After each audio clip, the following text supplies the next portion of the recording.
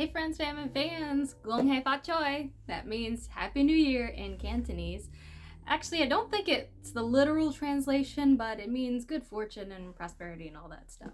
But I thought I'd come and celebrate Chinese New Year's with you guys and do a little song. But I just want to give you some history. I'm half Chinese, so growing up, we did celebrate it a little bit. My grandparents came from China and they immigrated to the Caribbean. So a lot of our cultures are kind of like mixed, and maybe we're not 100% Chinese at this point, but we have a lot of culture in there. And so I wanted to teach you a little bit about it. So today we wear red for good luck and prosperity and all that stuff too. It's always about like luck and good health and prosperity and good fortune. It's all about the money for the Chinese, you know that.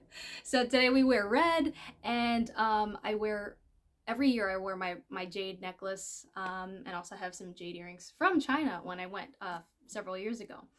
And like I said, we say Gong Hei Fat Choi in Cantonese. You'll also hear other people saying it differently today. So I think it just depends on like which language, because there's different dialects, and there's also the difference between Cantonese and Mandarin.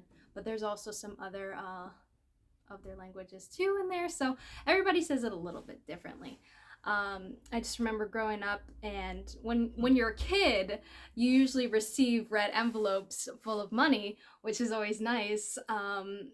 And when you're adult, it's not so much. But my dad really kept up with the traditions for a long time, so I'm very fortunate that he did that. And when you receive the red envelope, this is what I was taught. When you receive the red envelope, you take it with two hands and you say thank you in Cantonese, which is doze, doze. It's hard for me to say it because it's like a D-O-Z-E, but the Z is kind of like a T and a G together. So doze, doze, doze.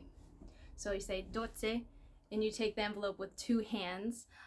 Some of you might see me, if you ever pay me, which is so nice, thank you so much for that. But if you see me receive money for gigs and stuff like that, I usually like to receive them with two hands because it's a form of respect.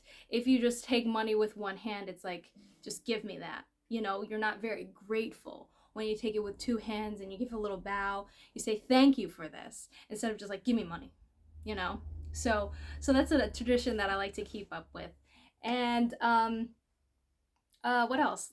I like to make these like rice balls that we would make when I was growing up called fasen lao. But I looked it up on Google and it goes by a different name. So so there's different names for it too. But we called it fasen lao, and it's rice balls that you make with rice flour, and you boil the balls until they float to the top. That's how you know they're done. And then you sprinkle some crushed up peanuts and sugar over top while they're still warm, and it's just so delicious. You know the Chinese don't use a lot of sugar in their desserts, so this is a real treat and something different. So that's some of the traditions that I experienced growing up, being half Chinese, and that's what we used to do for the new year. So this is the year of the tiger. I don't know if any of you are tigers out there. It depends on what year that you're born. I'm the sheep or the goat, depends on, sometimes they change it up. But that's me. I was born in 91, so I'm the sheep or the goat. So I have a song here for you. I wanted to play this one for you. I think this will bring us to China together. Here we go.